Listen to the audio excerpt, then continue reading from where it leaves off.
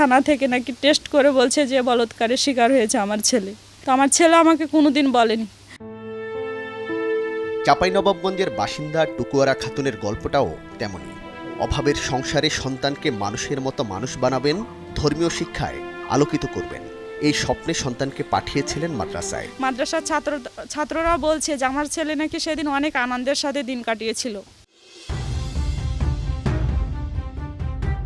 চাঁপাই থেকে কয়েক শত কিলোমিটার দূরে রাজধানীর বনশ্রীর সি ব্লকের আলোকিত কোরআন হিফজ মাদ্রাসার আবাসিক ছাত্র ছিল আব্দুল্লাহ। কিন্তু এই আবাসিক শিক্ষা প্রতিষ্ঠানেই ঘটে যায় দুর্ঘটনা।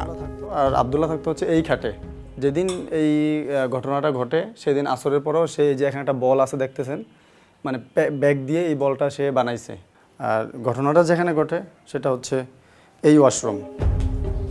19 মের সেই ঘটনা সম্পর্কে ধারণা দিচ্ছিলেন সংশ্লিষ্ট মাদ্রাসার পরিচালক আব্দুল্লাহ আল মামুন, যিনি ঘটনার পর অভিযুক্তের সাথেও কথা বলেন।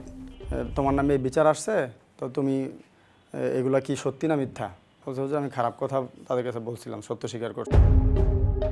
খাট বিছানা সবই আছে, নেই শুধু আব্দুল্লাহ।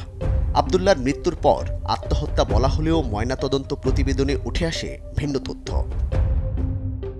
রামপুরা থানা পুলিশের এসআই সাইফুল ইসলাম ঘটনায় দায়ের করা মামলাটি তদন্ত করছেন। আমরা ভিকটিমের ফরেনসিক মেডিকেল ডক্টরের মাধ্যমে আমরা রেকটাল অ্যানাল সোয়াব কালেক্ট করি, যেটা আমরা ডিএনএ ল্যাবে পাঠিয়েছি সিআইডির।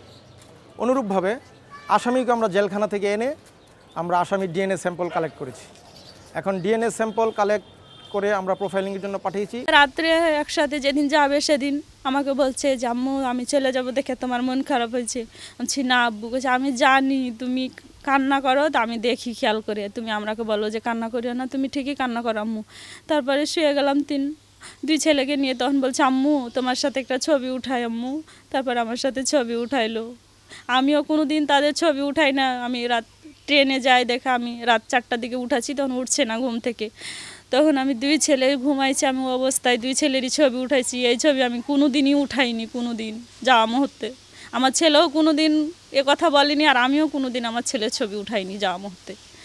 ছবি উঠাইলাম, তারপরে ঘুম থেকে উঠে বলছে আম্মু আমাকে চা বানাই দাও। তো কোনো দিন কিছু খাইতে চাই না, সেদিন বলছে আম্মু তুমি চা বানাই দাও। আমি চা বানাই দিলাম, আমার ছেলে খাইয়া শেষবারের মতো চলে গেল।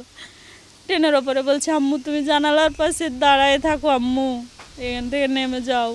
তারপরে জানালার পাশে দাঁড়ায় দাঁড়ায় দেখি আমার ছেলে যতক্ষণ আস্তে আস্তে ট্রেন চলে, আমি ততক্ষণ ধরে আমার সন্তানের সাথে সাথে যাই।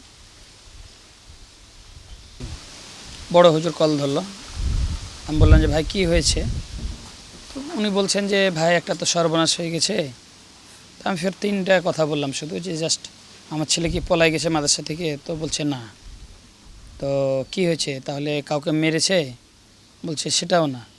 তো তাহলে অসুস্থ হয়তো। আমি চিন্তা করলাম যে হয়তো ওদের কাছে মাঝে মাঝে টাকা পয়সা থাকে না, ক্যাশ থাকে না, তো হয়তো তাকে অসুস্থর জন্য মেডিকেলে নিয়ে যেতে পারছে না। তো আমি বললাম যে ভাই কি আমার ছেলে কি অসুস্থ? আব্দুল্লাহ বলছে সেটাও না। তো কি হয়েছে তাহলে বলেন, সোজা কথা, কি মারা গেছে? বলছে ভাই আমরা মুখে বলতে পারছি না, মানে আমাদের মুখ থেকে বের হচ্ছে না কথাটা।